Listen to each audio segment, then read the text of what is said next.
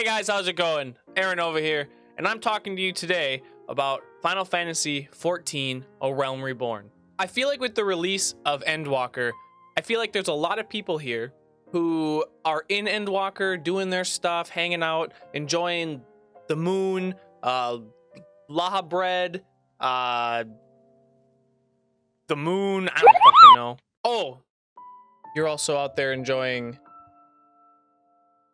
Bunny Boys. They ask you how you are, you just have to say that you're fine when you're not really fine, but you just can't get into it because... So while you all are out there doing your thing, having a good time, doing endgame stuff, while I'm over here just getting my ass blasted by Xenos. They ask you how you are, you just have to say that you're fine when you're not really fine. I figured it'd be good to give a little bit of a recap. A retrospective, but like, in a way, to go over the lore again. A Realm Reborn was 2013. Very, very long time ago. I was only 18 then. What the fuck am I doing with my life?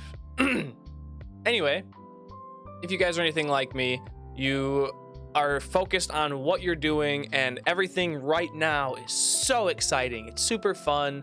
You're enjoying yourself, but you kind of push everything to the back burner that is story related or anything like that from the past expansions.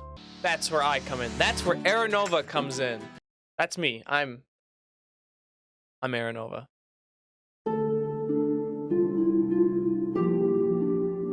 I'm going to give you guys a brief rundown, a very short summary, just kind of hits all the story beats of everything Final Fantasy XIV, A Realm Reborn related.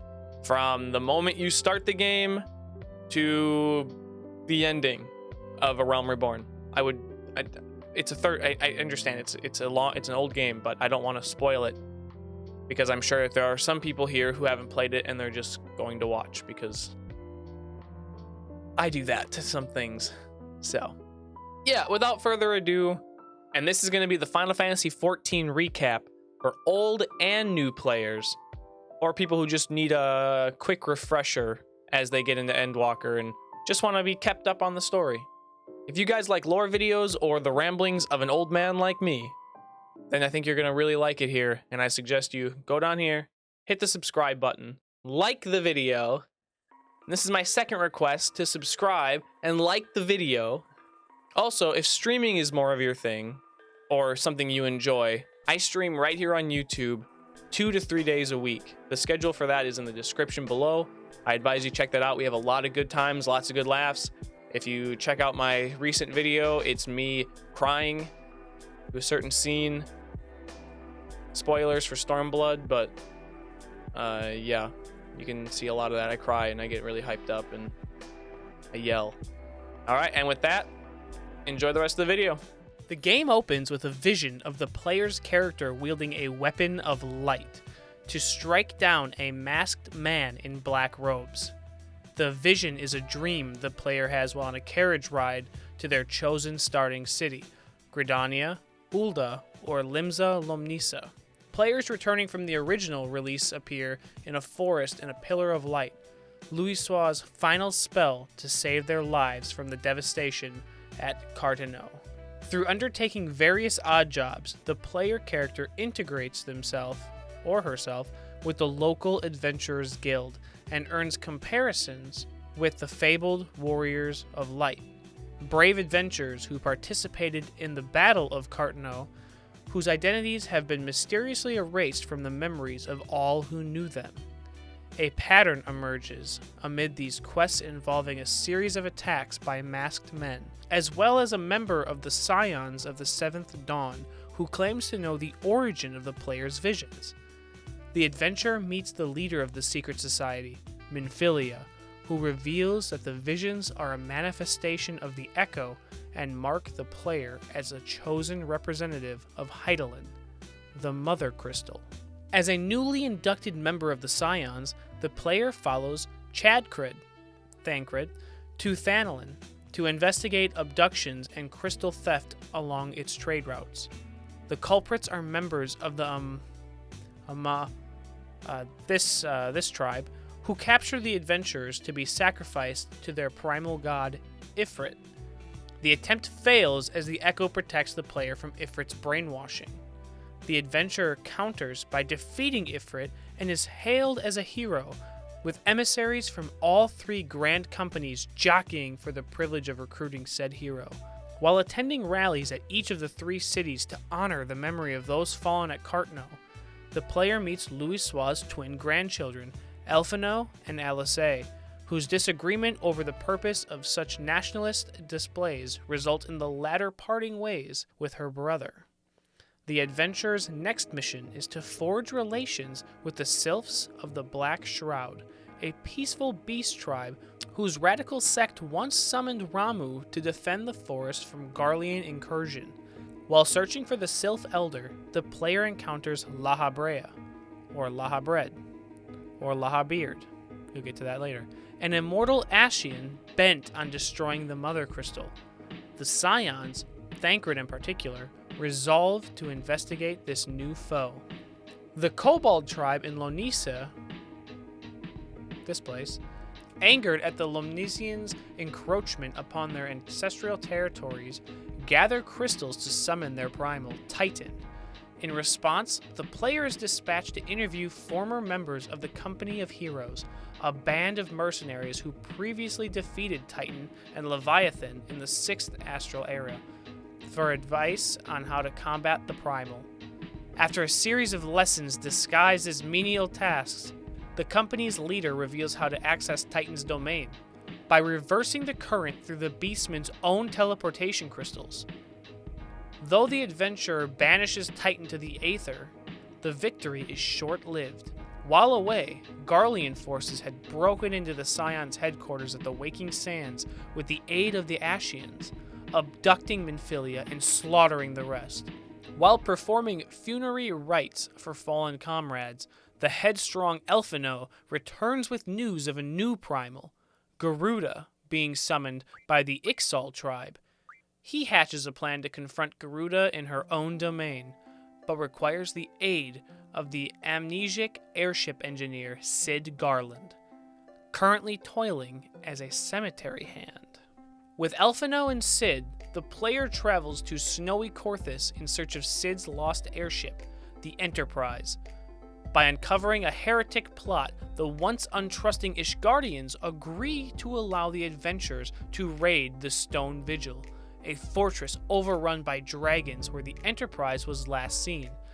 Sid manages to repair the Enterprise, and with the aid of the adventurer's Echo, regains his memories as a Garlean engineer, Eorzean defector, and genius inventor. The Enterprise cuts through Garuda's vortex, and the adventurer bests the Ixali primal, though it was for naught, as Kobold and, these things, prisoners of war summon their respective primals, and the 3 prepare to face off. Legatus Gaius von Baelsar of the 14th Imperial Legion intercedes with the Allagan war machine, Ultima Weapon, which devours the 3 primals to increase its power. Urged on by Lahabrea, Gaius intends to use the Ultima Weapon to eradicate the primals and compel Eorzea's submission. Returning to the Waking Sands, the heroes discover a few Scions who escaped the attack, as well as the location of Minfilia and their other abducted comrades. Their rescue mission succeeds, but they also learn that Lahabrea had possessed Thancred during his investigation. Minfilia and Elfino barge into a meeting between the 3 Grand Company leaders who were considering surrender, and convince them to fight the 14th Legion. Using the combined forces of all 3 nations as well as other allied groups, the Eorzean Alliance executes Operation Archon, a massive counteroffensive that aims to assault all of Gaius' base simultaneously. The player leads a strike team into Gaius' stronghold, the Praetorium, where Gaius pilots the Ultima Weapon and battles them. Using Heidelin's Blessing of Light, the adventurer destroys the Ultima Weapon and leaves Gaius for dead in the explosion. The player then fulfills the vision at the beginning of his or her adventure by striking Thancred free from Lahabrea's possession using a Blade of Light. With the threat of the Garlean invasion lifted, the Grand Company leaders declare the beginning of the 7th Astral Era. The player's character is hailed as a hero of the same caliber as the Warrior of Light.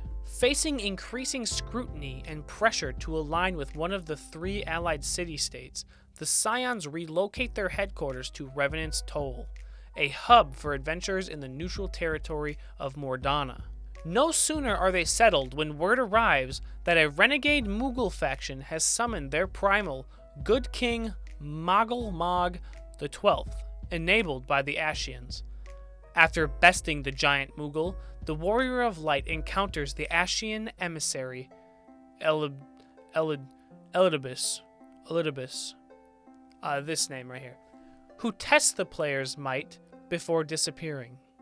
Shortly thereafter, refugees arrive from Doma, a nation subjugated by the Garlean Empire, and seek asylum in Ul'dah, where their request is refused. Elfino recommends they work as tradesmen in the construction of Revenant's Toll. In gratitude, the Doman leader Yagiri accompanies the party to reconnoiter the Sahagin spawning grounds, where the primal Leviathan is summoned. The adventurer slays the revived Leviathan using 2 boats worth of corrupted crystals, courtesy of Limnizian warship the War Leader. Elfino inquires about the cause of riots among Alamegan refugees in Ul'dah and uncovers the agents of Teleji Adeleji, yes, that's his real name, an influential member of Ul'dah's ruling syndicate. Rauban speculates that Adeleji is jockeying for control of artifacts discovered at the Cartno ruins, including remnants of the Allagan superweapon known as Omega. In the Black Shroud, the Sylves summon Ramu, who judges the Warrior of Light as worthy savior of the realm, departing amicably. Meanwhile, Elfino incorporates the Crystal Braves as a neutral police force for Eorzea. Their first task is to investigate the Ivy, a Garlean spy who has infiltrated the Immortal Flame's leadership.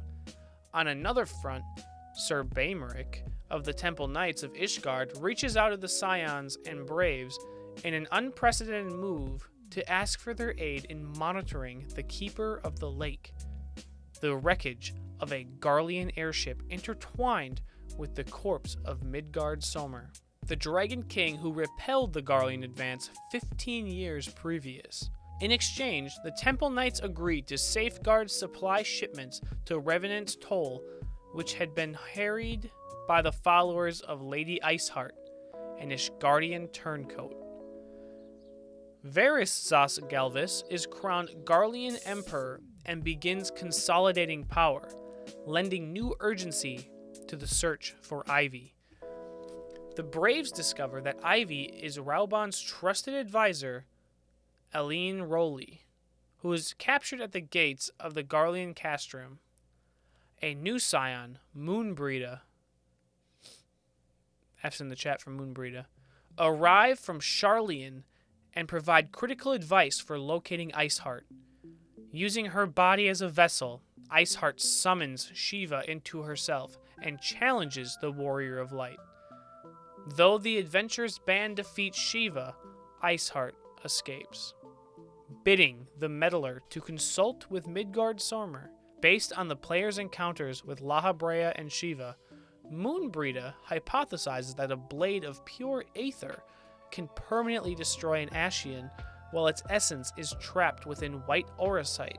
Lucia of the Temple Knights requests that the Warrior of Light investigate suspicious activity at the Keeper of the Lake, where the adventurer discovers Midgard Somer lives on, slowly regenerating from his apparent death. He divulges that Nidhogg, one of his 7 children, has rallied the Dravanian horde to renew their attack on Ishgard.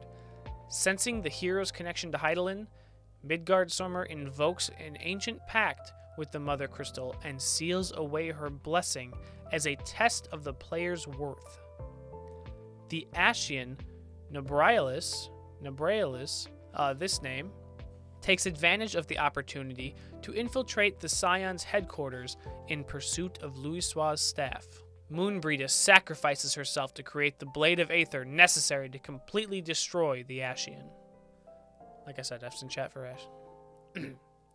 As the Scions mourn their fallen comrade, Baemric parleys for aid in Ishgard's defense against Nidhogg's forces. Minfili and Elfino reluctantly pledge the Scions' support while the rest of the alliance decline due to both domestic troubles and remembering Ishgard's reluctance during the 3 Garlean invasions. The adventurers lead a band of volunteers in the Steps of Faith, Ishgard's main bridge. They manage to repel the attack, and a victory celebration is held at Ul'dah with the hopes of pressuring Ishgard into the alliance.